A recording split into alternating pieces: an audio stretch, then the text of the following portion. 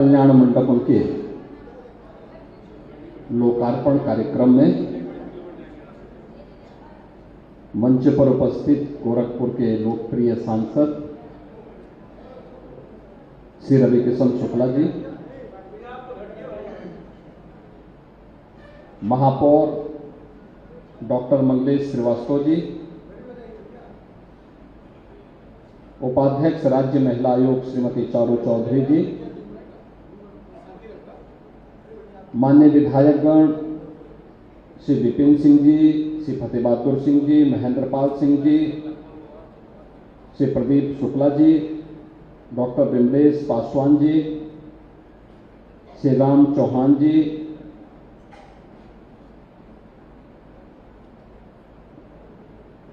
कार्यक्रम में उपस्थित बोर्ड के सदस्य श्री दुर्गेश बजाज जी, पवन त्रिपाठी जी, राधेश्याम श्रीवास्तव जी, स्थानीय पार्षद श्री राजेश कुमार जी, इस क्षेत्र के वरिष्ठ समाज सेवी श्री चंद्रसेन सिंह जी, कालीबाड़ी के महंत जी और बिछिया राप्ती नगर विस्तार क्षेत्र से जुड़े हुए सभी उपस्थित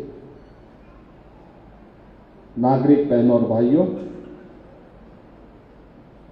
मैं सबसे पहले बिछिया जंगल तुलसी रामपुर राम और बिछिया के आसपास के जुड़े हुए जितने भी हमारे नागरिक हैं, इन सबको इस अत्याधुनिक सुविधाओं से युक्त कल्याण मंडपम के लिए हृदय से मैं उनको बधाई देता हूं।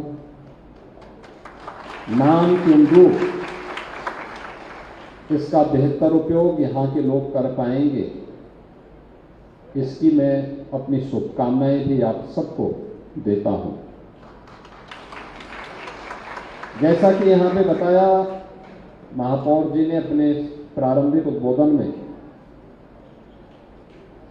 2,46,00,000 रुपए की लागत से यह कल्याण मंडपम बना है और गोरखपुर विकास प्राधिकरण ने इसको बनाया है, जिसमें 2 करोड़ रुपए मैंने विधायक निधि से दिया है और 46 लाख रुपए विकास प्राधिकरण की निधि से इसमें लगा है। और यह भव्य भवन यहाँ पे शादी ब्याह, मांगलिक कार्यक्रम और किसी भी प्रकार के सार्वजनिक कार्यक्रम के लिए बिछिया वासियों के लिए अब यहाँ पे प्राप्त हो गया है। एक user charge, minimum user charge पे यहाँ पर सुविधाओं से युक्त यह कल्याण मंडपम यहाँ के नागरिकों को प्राप्त होगा।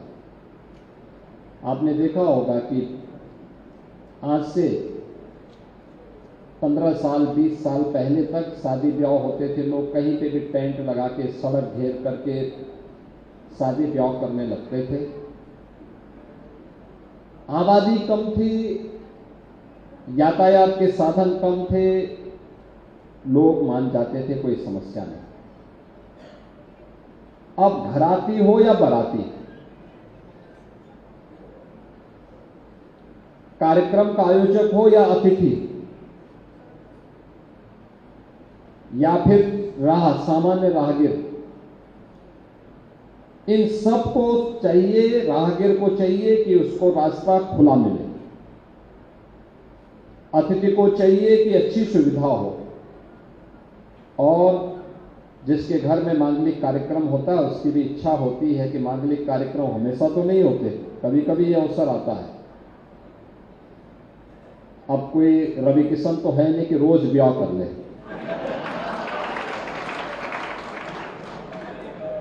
नहीं, फिल्मों में है ना, तो फिल्मों में तो कभी भी व्यक्ति कर सकता है।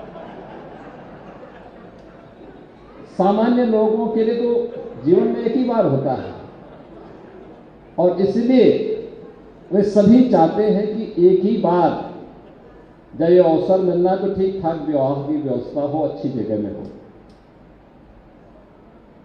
हर व्यक्ति महंगा होटल में नहीं ले सकता, और हर व्यक्ति रविकिशन की तरह शीश महल भी नहीं बना सकता। देखो सही है कि नहीं है? अच्छा, रविकिशन यहाँ पे क्या सप्ताह में एक बार आ जाते हैं कि नहीं आते हैं? महीने में हर महीने आते हैं ना, हर हफ्ता भी आते हैं हम लोग। हाँ, लेकिन मैं उनसे कहता हूं कम से कम साल में एक बार तो कम से कम आया ही जाया करें, और स्वयं नहीं आते हैं तो कम से कम अपने घर में बुला दिया करें लोगों को। लेकिन स्वाभाविक रूप से शीश महल को देख करके लोग डरते होंगे, पता नहीं कैसा लोग पूछेंगे। लेकिन शीश महल जैसी सुविधा आपको इस कल्याण मंडपम में भी मिल जाएगी, होटल जैसी सुविधा, महंगे होटल। दूसरा, एक साथ 1000 शादी हो तो होटल में भी तो जगह नहीं मिलती। टेंट हाउसेज में जो मैरिज हॉल है वहां नहीं मिलती। जैसे लगन आ गए हैं, लगन चल रहे हैं, एक साथ कभी बहुत ज्यादा अच्छा लगन होता है, एक साथ हजारों शादियां होती। एक दिन में गोरखपुर में था, 14,000 शादियां थी उस दिन गोरखपुर में। आप बातें बताओ, 14,000 शादी क्या होटल में हो पाएगा? मैरिज हॉल, इतने मैरिज हॉल है ही नहीं। तो एक कल्याण मंडपम उस समय कल्याण करने का काम करेगा, और इसीलिए हम लोगों ने प्रयास किया कि गोरखपुर के अंदर हर एक जगह इस प्रकार के कार्यक्रम हो। और इसके लिए आज यहाँ पे ये जंगल तुलसीराम बिछिया में यह 2.5 करोड़ की लागत से ये अच्छा कल्याण मंडपम मिल गया है।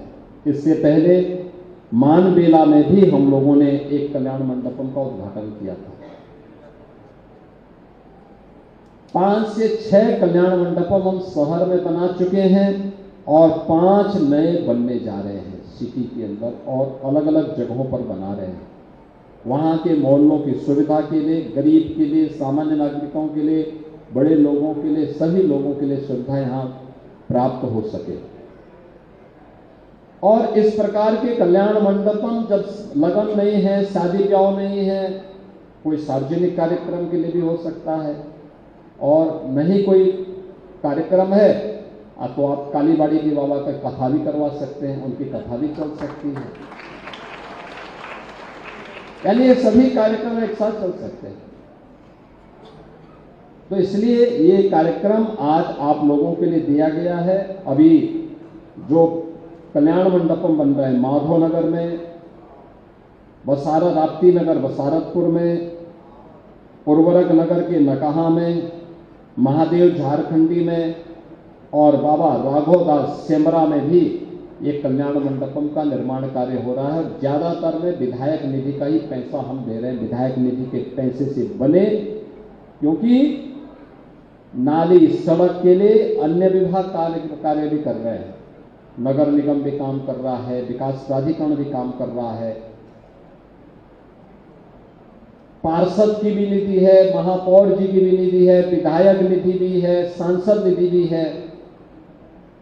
लेकिन मैं सांसद जी को भी इसीलिए बुलाया हूं कि एक आध जगह सांसद जी भी इस प्रकार के कल्याण मंडपम बनवा दें, जिससे सचमुच लोगों का कल्याण हो जाएगा, गरीब का कल्याण हो जाएगा, रोजगार भी सृजन होगा। जो लोग इस प्रकार की व्यवस्था को देखेंगे उससे और अच्छा काम उनको भी होगा और लोगों को सुविधा भी हो जाएगी। एक कार्य अब विकास कैसे होता है, अब गोरखपुर उसका मॉडल बन चुका है। विकास कैसे होना चाहिए, उत्तर प्रदेश आज उस दिशा में प्रधानमंत्री मोदी जी के मार्गदर्शन में तेजी के साथ आगे बढ़ा है। आज गोरखपुर में सब कुछ है, उत्तर प्रदेश में भी सब कुछ है। और बिछिया क्या स्थितियां थी पहले, अब तो आप असुरन से जब इधर आ रहे होंगे देख रहे होंगे ना सड़क कैसे बननी चाहिए, ऐसी सड़क बनेगी, हर सड़क ऐसी होगी, कभी जाम लगेगा ही नहीं, कभी नहीं जाम लगेगा। फिर जल जमाव की समस्या का समाधान का एक मॉडल बन रहा है ये क्षेत्र।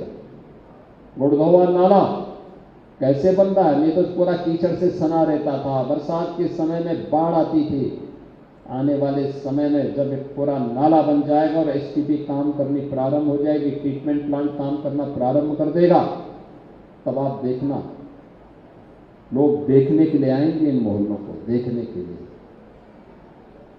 ये विकास का मॉडल है। अच्छी सड़कें, जल निकासी की प्रॉपर व्यवस्था, गरीबों के लिए आवास। राप्ती नगर विस्तार में वहां पे स्पोर्ट्स कॉम्प्लेक्स भी बन रहा है और हर तबके के लिए आवासीय सुविधा।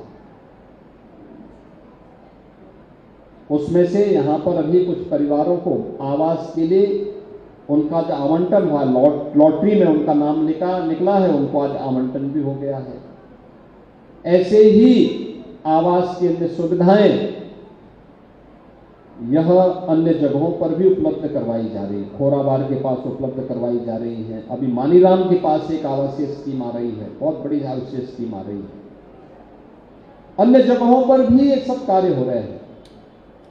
अब गोरखपुर में तो सब कुछ है, अच्छी सड़क हो रही है, एम्स गोरखपुर में आ गया है, मेडिकल कॉलेज का उद्धार हो गया है, फर्टिलाइजर कारखाना भी चल गया है। जिस ओर जाएंगे आपको 4 लेन की कनेक्टिविटी मिलेगी।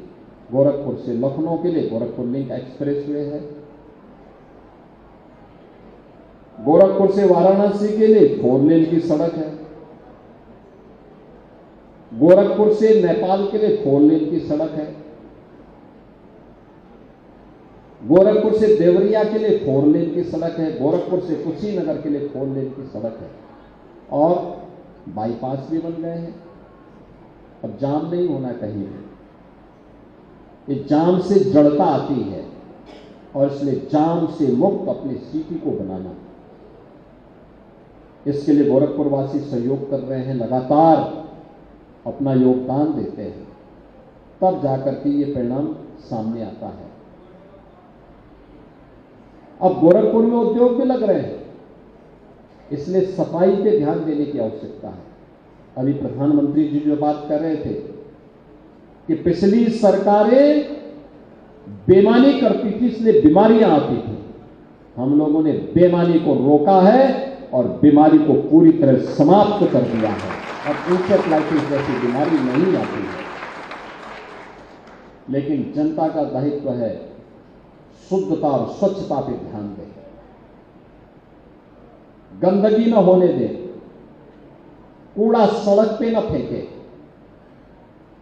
प्लास्टिक, सिंगल यूज प्लास्टिक को नालियों में मत डालिए, सड़क पे मत डालिए, उपयोग मत करिए, ये नुकसानदायक है। देख रहे हो ना क्या दिल्ली में घुटन भरी जिंदगी हो गई है, ऐसे लगता है जैसे गैस चैम्बर में हो। एयर क्वालिटी इंडेक्स में 400 से ऊपर, दम घुटता है, आंखों में जलन होती है, सांस लेने में दिक्कत होती है। डॉक्टर को बुजुर्गों के लिए, बीमारों के लिए, बच्चों के लिए कहना पड़ता है कि आप घर से बाहर मत निकलिए, इतनी खराब स्थिति होती है। आप गोरखपुर में कितना शानदार माहौल है, कहीं कोई दिक्कत नहीं, कहीं कोई एकदम घोटो माहौल नहीं, जहां मर्जी घूमते रहिए।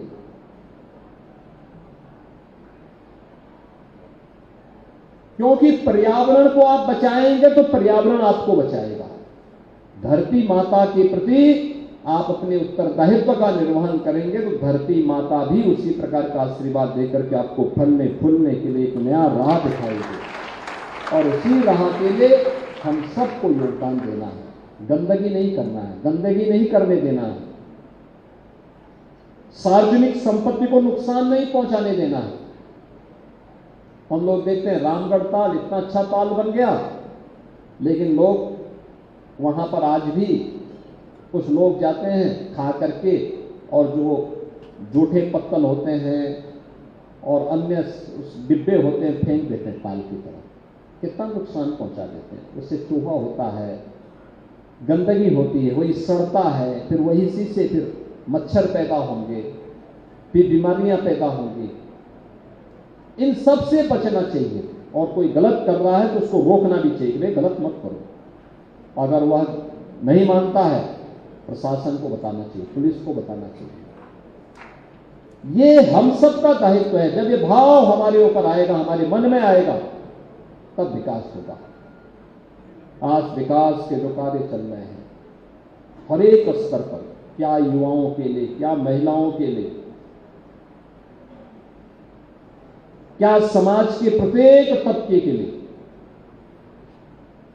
ढेर सारी स्कीम लेके आए हैं हम लोग। अभी जो बजट आया केंद्र सरकार का भी, राज्य सरकार का भी, ये बजट समाज के हर एक तबके के लिए ढेर सारी स्कीम लेकर के आया है। और ढेर सारी स्कीम का समय समय पर जब प्रारंभ होगा, उसका लाभ प्रदेशवासियों के साथ साथ गोरखपुर वासियों को भी प्राप्त होगा। आज कल्याण मंडपम ये बिछुआ वासियों को प्राप्त हो रहा है। काफी दिनों से ये लोग मांग करते थे, ये चंद्रसेन सिंह भी मांग करते थे बहुत दिनों से कि हमारे बिछिया के तरफ भी कुछ हो जाता। अरे हमने कहा इतना बड़ा गुरुद्वारा नाला बना दिया, तो ये कहते थे कि नहीं वो तो बनना ही था, लेकिन कुछ ऐसा कल्याण मंडपम जैसे राप्ती नगर में बना है, जैसे अन्य जगहों पर बनाया गया है, मानवेला में बनाया गया, ऐसे यहाँ भी बन गया।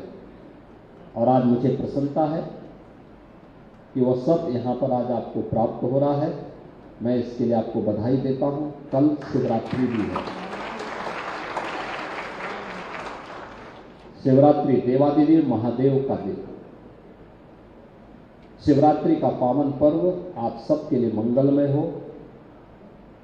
शिवरात्रि देवादिदेव महादेव कल्याण के देवता हैं, वो मंगल के देवता हैं। उनकी कृपा जिस पर बरसती उसका कल्याण हो जाता है। और देवादिदेव महादेव का कल्याण वह आप सब पर अपनी कृपा बरसाएं, जिससे आप सब इस कल्याण मंडपम का भी लाभ ले सकें, आपके जीवन में खुशहाली आ सके। आप सबके प्रति मेरी मंगलमय शुभकामनाएं हैं। ढेर सारी शुभकामनाएं आपको महाशिवरात्रि की देता हूं। पूरे प्रदेशवासियों को महाशिवरात्रि की बधाई और मंगलमय शुभकामनाएं। धन्यवाद। जय हिंद।